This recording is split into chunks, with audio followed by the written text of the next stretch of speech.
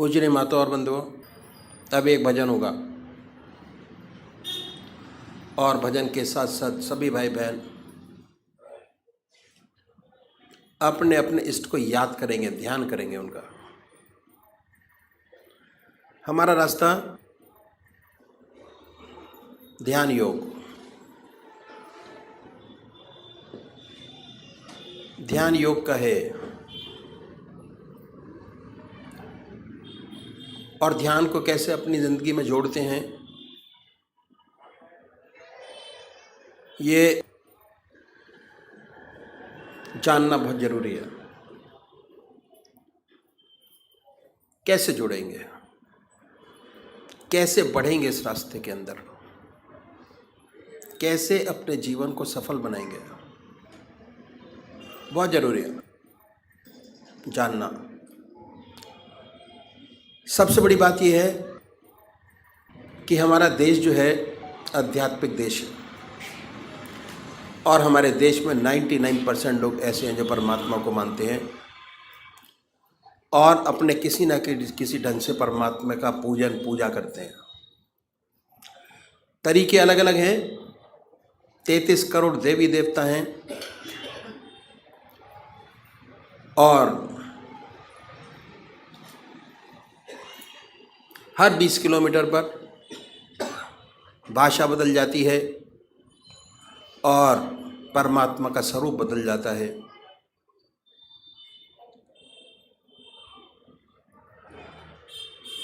तो हम सब लोग जानते हैं कि परमात्मा ने हमें विवेक बुद्धि दी है, कर्म करने का अधिकार दिया है। बाकी 84 लाख योनियाँ भोग योनियाँ हैं। कितना सुंदर परमात्मा ने ये योनि हमको दी।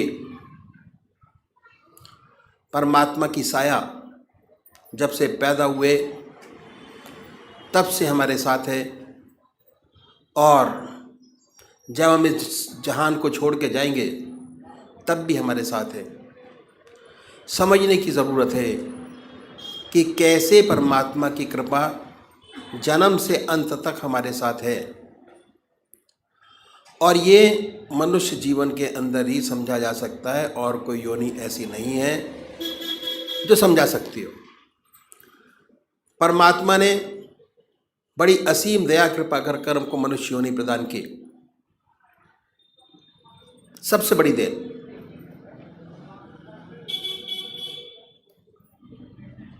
और हमारे सामने हमारे कर्म जो हम पहले जन्म में करके आए, कितने जन्मों के सत्कर्म हैं हमारी आत्मा के साथ, वो ये प्रदर्शित करता है कि हमको परमात्मा ने फ्री कर दिया। बिल्कुल सब कुछ किया जा सकता है और जो आज कर रहे हैं उसका फल भोग आगे प्राप्त करेंगे। तो इसलिए जिस कर्म को पहले करके आए, अगर उसी कर्म को बढ़ाएंगे हमारा जीवन बड़ा सुंदर, और ये जीवन क्या अगले जो जीवन होंगे वो भी बड़ी सुंदर और सुखद पूर्ण व्यतीत होंगे। ये तो हो गई, present will be very good. तो सबसे पहले हमको क्या करना है, हम मंदिर जाते हैं, भजन करते हैं, कीर्तन करते हैं, आरती करते हैं। ये पहले तरीके की पूजा है, फर्स्ट स्टेप ऑफ पूजा।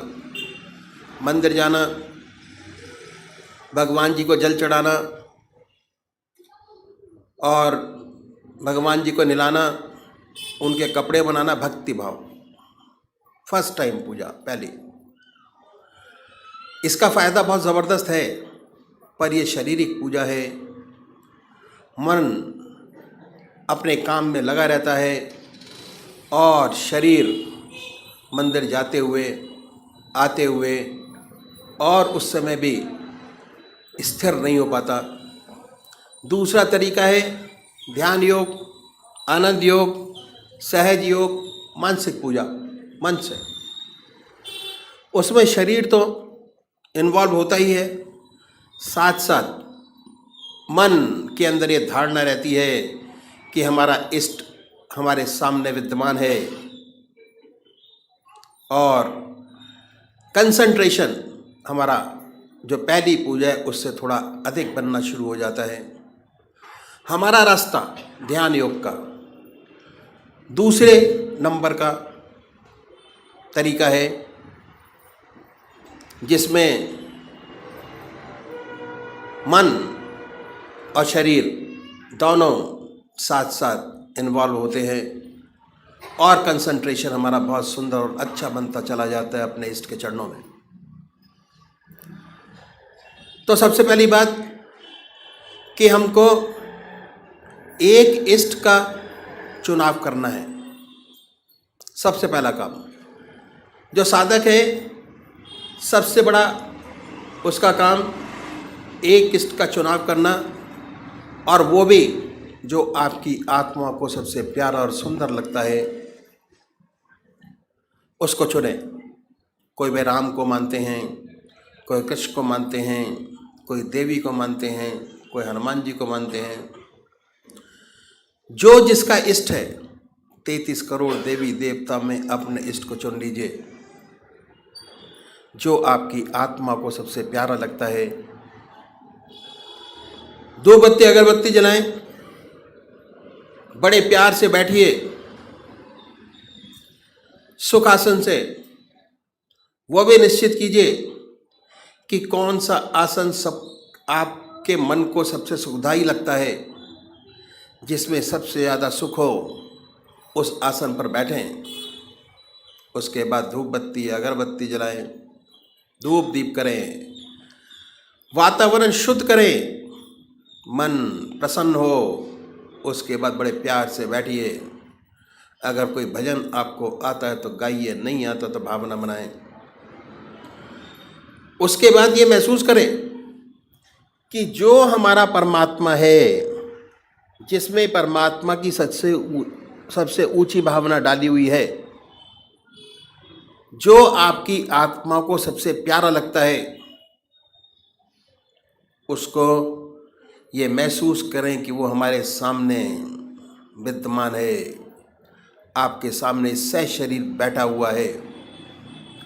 अब वो फोटो में नहीं है, मूर्त में नहीं है, सह शरीर हमारे सामने मौजूद है। ख्याल से उस पवित्र मूर्त को अपने सामने बनाएं और ये ख्याल करें, बड़ी बड़ी आंखें हैं, गोल चेहरा है, जटाएं हैं, सर्पों की माला है। आपका इष्ट जो आपके आंखों के सामने हमेशा आता है, उसको अपने सामने बनाइए, उस पर अपने मन को कंसंट्रेट करिए, उसी को देखिए। ना कोई और शक्ल बने, ना कोई और विचार आपके सामने आए, पर जैसे ही आप ये प्रोसेस शुरू करेंगे, ऐसे ऐसे विचार आपके सामने आएंगे जो आपने जिंदगी में कभी सोचे नहीं होंगे। उन विचारों को हटाएं, फिर अपने इष्ट की याद में लगिए। फिर अपने विचार को हटाएं, अपने इष्ट की याद में लगिए। अगर आज ये ध्यान करते हुए, अपने इष्ट की मूर्त बनाते हुए, दिल की हर धड़कन से अपने इष्ट का नाम लेते हुए अगर 100 विचार 1 मिनट में आते हैं,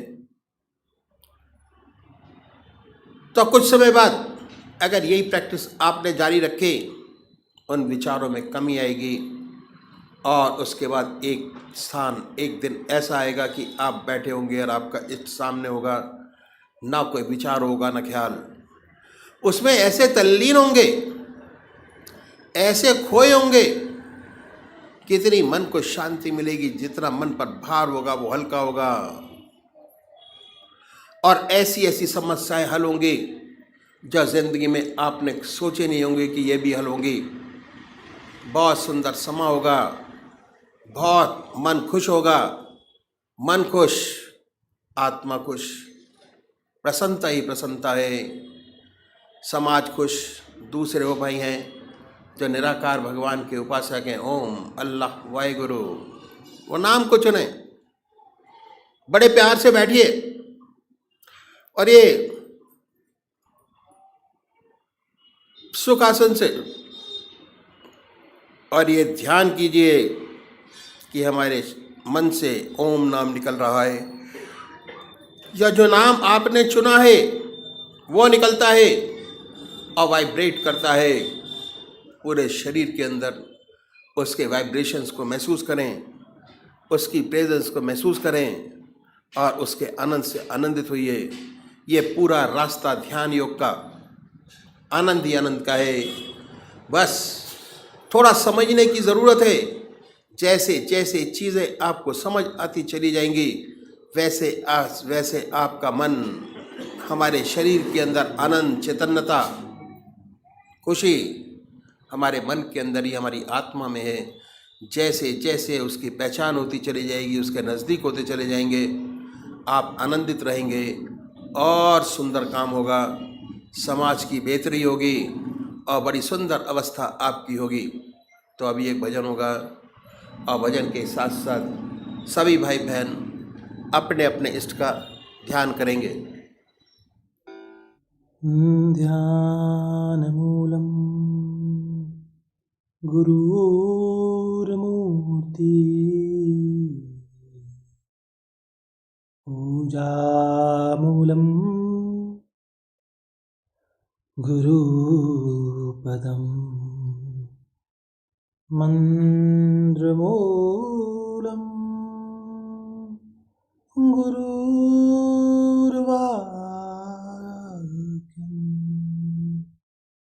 मोक्षमूलं गुरु कृपा। अब सौंप दिया जीवन का सब भार तुम्हारे हाथों में है, जीत तुम्हारे हाथों में है, हार तुम्हारे हाथों में।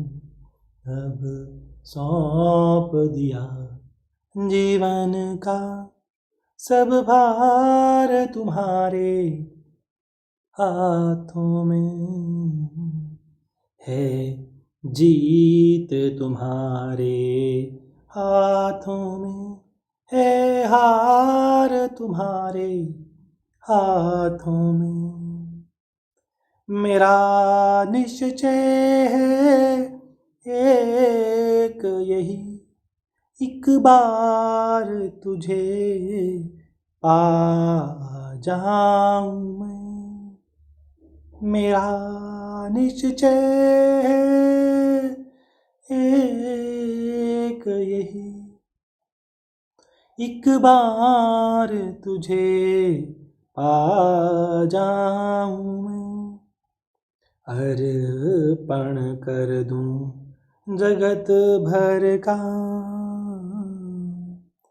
अर्पण कर दूं जगत भर का सब प्यार तुम्हारे हाथों में है, जीत तुम्हारे हाथों में है, हार तुम्हारे हाथों में। या तो मैं जग से दूर रहूं और जग में रहूं तो ऐसे रहूं, या तो मैं जग से दूर रहूं और जग में रहूं तो ऐसे रहूं। इस पार तुम्हारे हाथों में, उस पार तुम्हारे हाथों में। अब सौंप दिया जीवन का सब भार तुम्हारे हाथों में। जब जब संसार का बंदी बन दरबार तेरे आऊं मैं। जब जब संसार का बंदी बन दरबार में तेरे आऊं मैं। हो मेरे पापों का निर्णय, हो मेरे पापों का निर्णय, सरकार तुम्हारे हाथों में है। जीत तुम्हारे हाथों में है, हार तुम्हारे हाथों में। मुझ में तुझ में भेद यही, मैं नर हूँ तुम नारायण हो। मुझ में तुझ में है भेद यही, मैं नर हूँ तुम नारायण हो। मैं हूँ संसार के हाथों में, मैं हूँ संसार के हाथों में, संसार तुम्हारे हाथों में। अब सौंप दिया जीवन का सब भार तुम्हारे हाथों में है।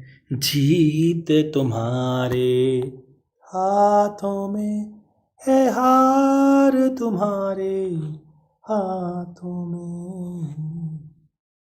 अब सौंप दिया जीवन का।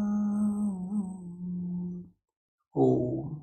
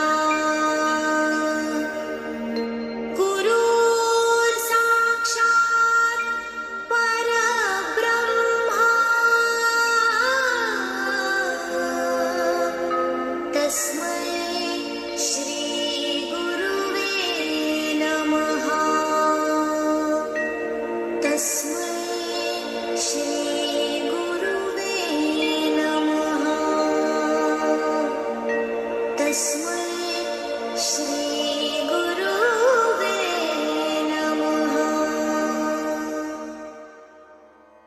उसको नहीं देखा हमने कभी, पर उसकी ज़रूरत क्या होगी। हे माँ, तेरी सूरत से अलग भगवान की सूरत क्या होगी। संतों के जीवन चरित्र पर प्रकाश डालना अत्यंत ही कठिन और दुष्कर कार्य है। अतः माता जी के चरित्र का वर्णन शब्दों में करना संभव तो नहीं है, किंतु कुछ वरिष्ठ सत्संगियों के संस्मरणों को संकलित कर शब्दों की सुमन माला गुथकर अपनी मन, वाणी और बुद्धि को पवित्र करने का और माता जी के विषय में कुछ जानने का एक प्रयास किया गया है।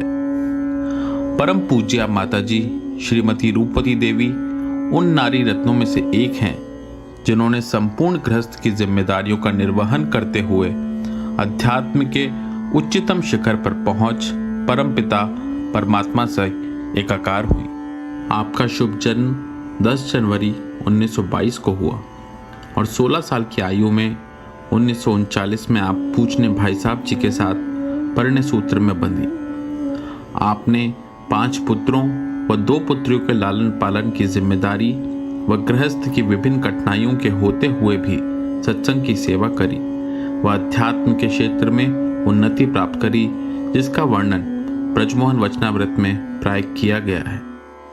परम पूज्य दद्दाजी महाराज से उपदेश मिलने के तुरंत बाद से ही पूज्य भाई साहब जी की स्थिति ऐसी रहने लगी कि हर समय ध्यानावस्था बनी रहती थी और एकांत प्रिय था। अक्सर आंखों से आंसू छलक जाते। अपने पतिदेव की ऐसी स्थिति देखकर माताजी बहुत बेचैन हो गईं और उन्होंने भाई साहब जी से अनुरोध किया कि वे उन्हें बुलंदशहर उनके चाचा जी श्री मोहनलाल जी के पास ले चलें। भाई साहब जी के चाचा जी श्री मोहनलाल जी ने ही उनकी भेंट परम पूज्य दद्दाजी महाराज से करवाई थी और उन्हें इस पद पर आने की प्रेरणा दी थी। बुलंदशहर जाने का कार्यक्रम निश्चित हुआ और चाचा जी के घर पहुंचते ही माता जी ने भाई साहब जी का सारा हाल उन्हें शिकायत करते हुए कह सुनाया और रूंधे कंठ से आप बोली कि आप हमें भी ऐसी पूजा सिखा दें ताकि मैं भी सब कुछ भूल जाऊं और राम नाम के सिवा और कुछ होश न रहे। चाचा जी ने यह जाना कि भाई साहब जी आध्यात्मिक उन्नति कर रहे हैं, अतः वे उनकी आदतों से खुश हुए। चाचा जी ने माता जी से कहा, हाँ बेटी, तुम भी पूजा अवश्य सीखो, ये तो बहुत अच्छी बात है। अब की बार जब दद्दाजी महाराज आएंगे तो तुम्हें भी दीक्षा दिलवा देंगे। आगे चाचा जी ने कहा, तुम निश्चिंत रहो बेटी, हमारा रास्ता कोई घर बार छोड़ने का तो है नहीं। हमारे गुरु महाराज के भी लड़के लड़कियां घर बार सब हैं, गृहस्थ के सारे काम देखते हैं और बावजूद इसके आज अध्यात्म मार्ग में बड़े बड़े सन्यासी उनके सानी नहीं हैं। स्त्री और पुरुष रथ के 2 पहियों के समान होते हैं। जब दोनों पहिए ठीक होते हैं तभी रथ अच्छे से चलता है। इसके बाद आप निश्चिंत होकर दिल्ली लौटे। माताजी को सन 1948 में परम पूजनीय दद्दाजी महाराज से उपदेश मिला और सन 1949 में ही पूज्य भाई साहब जी और माताजी दोनों को बैत अता की गई। ये इस बात को प्रमाणित करता है कि माताजी आध्यात्मिक जगत में भी अपने पतिदेव के अंग संग रहीं व उनके साथ साथ ही इस मार्ग में प्रगति भी करती रहीं। माताजी एवं भाई साहब जी के दाम्पत्य जीवन में ऐसी अनेक सांसारिक परेशानियां रहीं जो झकझोर देने वाली थी और मार्ग को अवरुद्ध कर देने वाली थी, परंतु इन सब में आप दोनों ने अदम्य साहस और अतुलित धैर्य का परिचय देकर सतमार्ग पर अबाध रूप से चलते रहे। माताजी एक सामान्य गृहिणी के सब कार्य तो करती ही थी, परंतु इन सब के बावजूद परम पूज्य भाई साहब जी के पास किसी भी वक्त आने वाले श्रद्धालुओं के चाय, नाश्ता, भोजन का प्रबंध भी आप किया करती थीं। शहर के बाहर के सत्संग कार्यक्रम, चाहे वे दक्षिण भारत में केरल या आंध्र प्रदेश में हो या पूर्व में पंजाब या हिमाचल प्रदेश में, शिलोंग हो या गुजरात, छोटे से छोटे ग्रामीण क्षेत्रों में भी बस या ट्रेन की लंबी यात्रा हो तो भी आप भाई साहब जी के साथ जाया करती थी और सफ़र में खाने के लिए 10 से 15 अतिरिक्त लोगों का भोजन स्वयं तैयार कर ले जाती थी। कल्पना करना भी कठिन है कि परिवार और बच्चों की जिम्मेदारी के साथ इन सब का संतुलन आप किस तरह कर पाती थी। इन सब के चलते हुए भी आपने सुनिश्चित किया कि बच्चों की शिक्षा दीक्षा प्रभावित ना हो।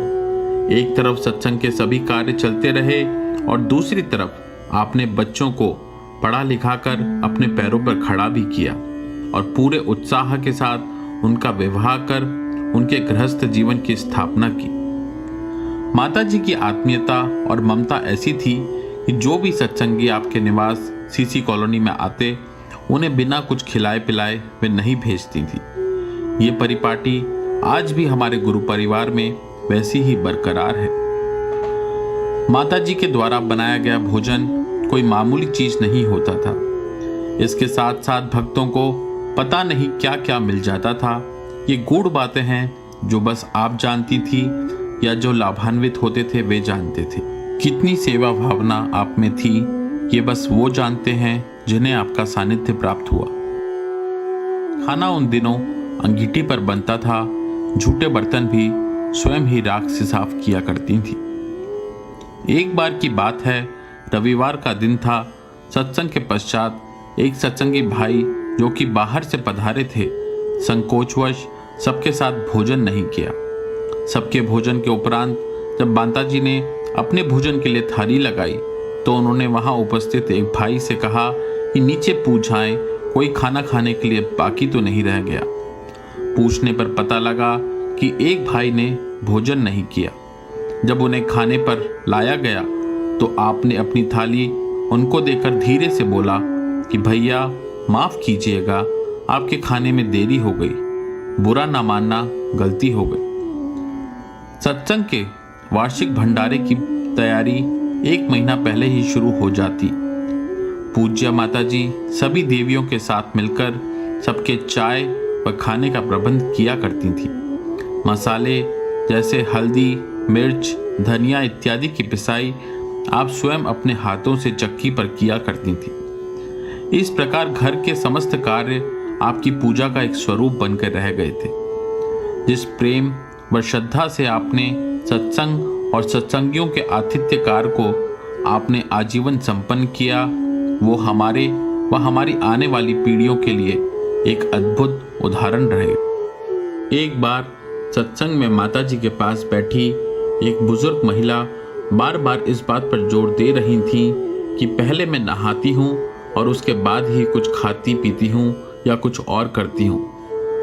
जब कई बार ऐसा कहा तो माता जी ने फरमाया कि नहाती तो मैं भी रोज हूँ, लेकिन सभी घर के सदस्यों को बाहर से आए हुए सत्संगियों के चाय नाश्ता खाना बनाने व खिलाने के बाद ही। इस तरह उन्होंने सेवा कार्य को ही अपनी पूजा बना लिया था।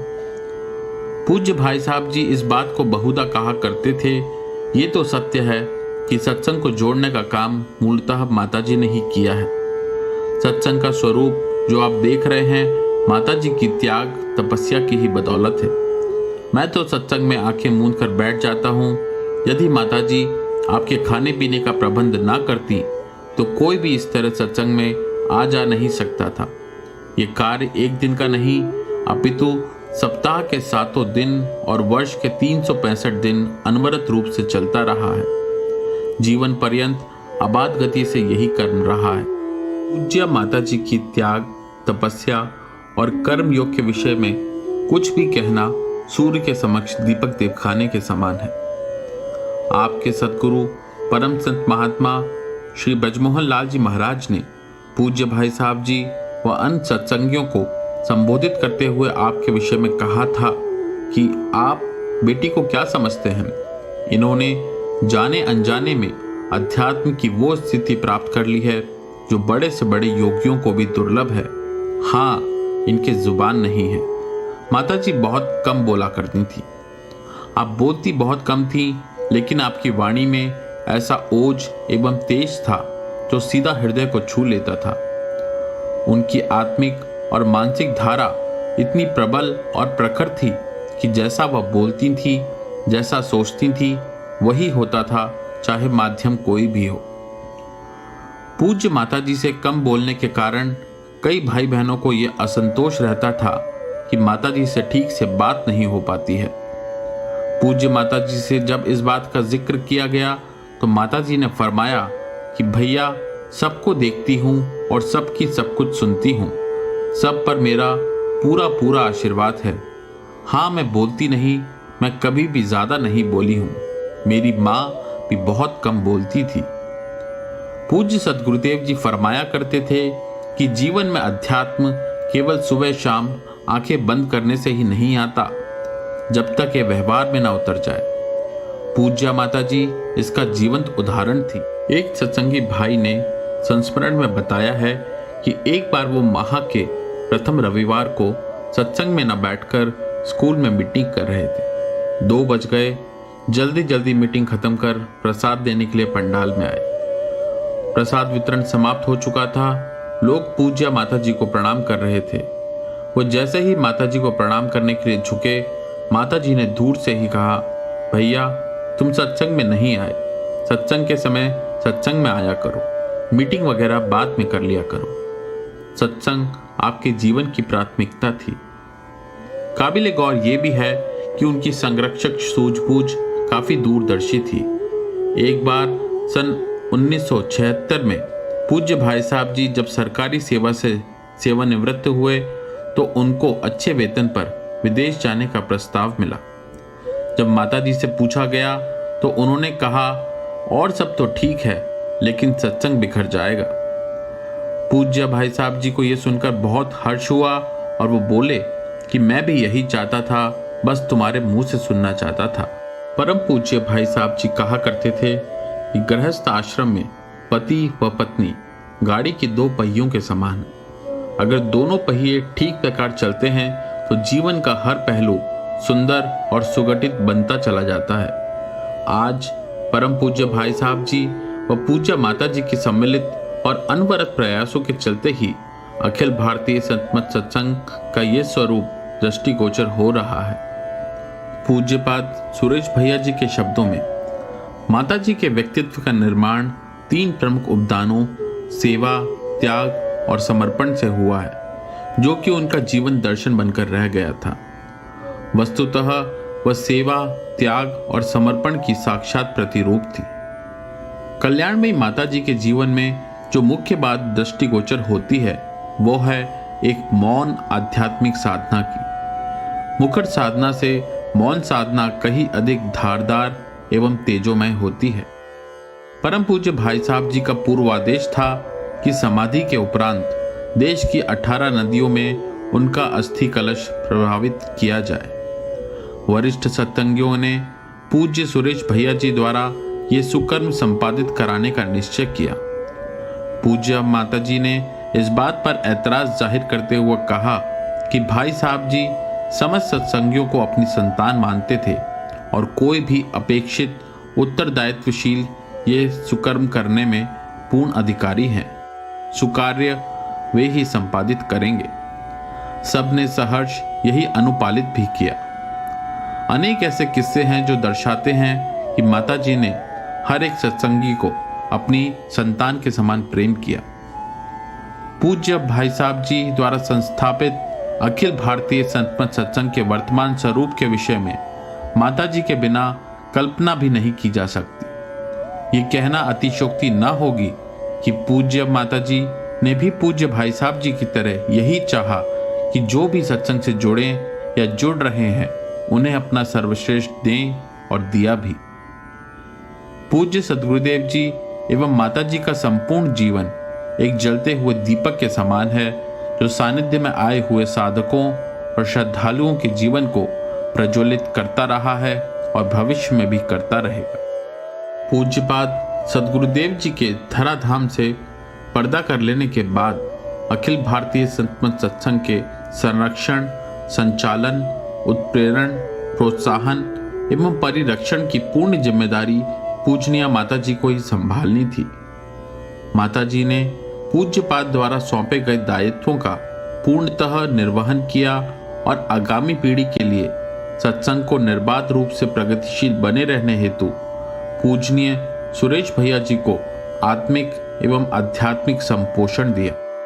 सत्संग का पूरा कार्यभार पूज्य भाई साहब जी ने अपने रहते हुए ही पूज्य सुरेश भैया जी को सौंप दिया था। वह पूज्य सुरेश भैया जी भी सारी सत्संग की गतिविधियां पूर्ण रूपेण भाई साहब जी के संरक्षण में शुरू से करते रहे। सन 1996 में सुरेश भैया जी का स्थानांतरण रायबरेली से दिल्ली हो गया था, जो कि लगभग असंभव ही था। दिल्ली स्थानांतरण होने के बाद कोई भी सत्संग की गतिविधियां एवं कार्यक्रम होते तो पूज्य भाई साहब जी यही फरमाते कि सुरेश भाई से पूछें, वे जो कहें बेझिझक कर डालें। परम पूज्य भाई साहब जी के समाधि लेने के पश्चात एक वरिष्ठ सत्संगी को पूज्या माता जी ने फरमाया कि अगर सुरेश भैया यहाँ ना होते तो बड़े भैया का रुख देखते हुए सत्संग का पूर्ण सहयोग देने में मैं असमर्थ रहती और परम पूज्य भाई साहब जी के इस मिशन में सहयोग न कर पाती। अपने अंतिम समय में शरीर त्यागने से आधा घंटा पहले ही आपने पूज्य सुरेश भैया जी को अपने कक्ष में अपने पास बुलाया और विशेष ममता से आप उनसे मिली। आपने अपने तकिए के नीचे से कुछ अदृश्य वस्तु निकालकर भैया जी के हाथ में रखी और उन्हें मुट्ठी बंद करने को कहा और कहा, अब सब कुछ तुम्हें ही संभालना है। मानो आपने अपनी संपूर्ण आध्यात्मिक दौलत पूज्य सुरेश भैया जी को सौंप दी। माता जी में भाई साहब जी की आत्मिक धारा पूर्णतः समाहित थी और उसी आत्मिक एवं आध्यात्मिक धारा को उन्होंने पूज्य सुरेश भैया जी में समाहित संचारित कर उन्हें पूर्ण महात्मा परम संत बना दिया, जो कि वर्तमान में अखिल भारतीय सतमत सत्संग के संरक्षक हैं।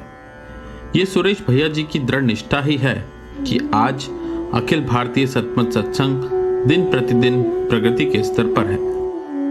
अंततः आपसे निवेदन है कि हे मातेश्वरी, हे करुणामयी, आज आप शारीरिक रूप में हमारे बीच नहीं हैं, फिर भी आपका सूक्ष्म शरीर, आपका कारण शरीर हम सभी को सदा अनुप्राणित करता रहेगा और आप दूर रहकर भी सदा हमारे साथ रहेंगे, ऐसा हमारा अटल विश्वास है।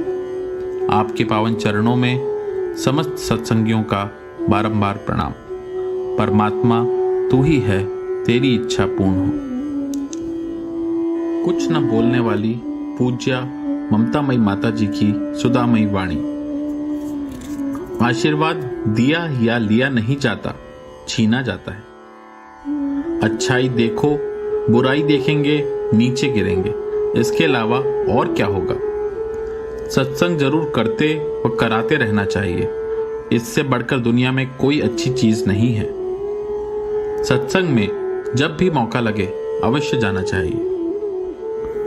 जब जहां कोई घर पर आए बड़े ही प्यार से जो बन पड़े खाएं व खिलाएं।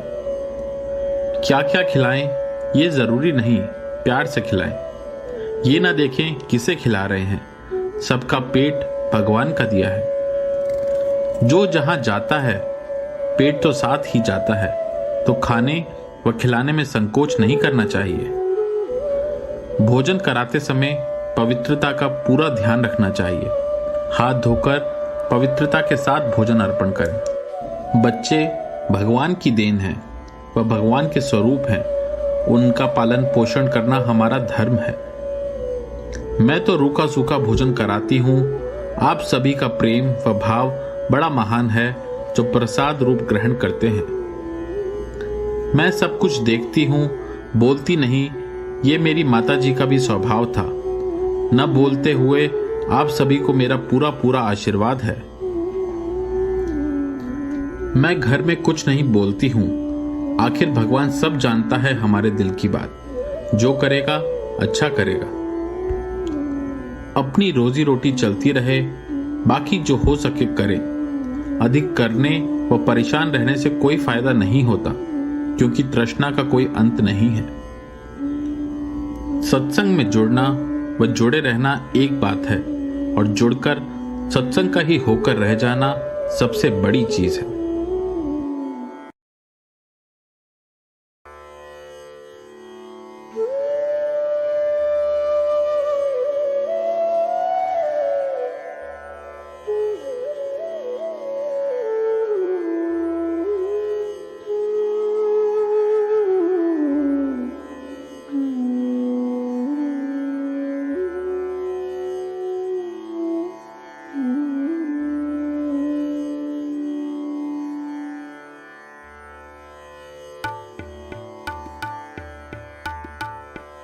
ॐ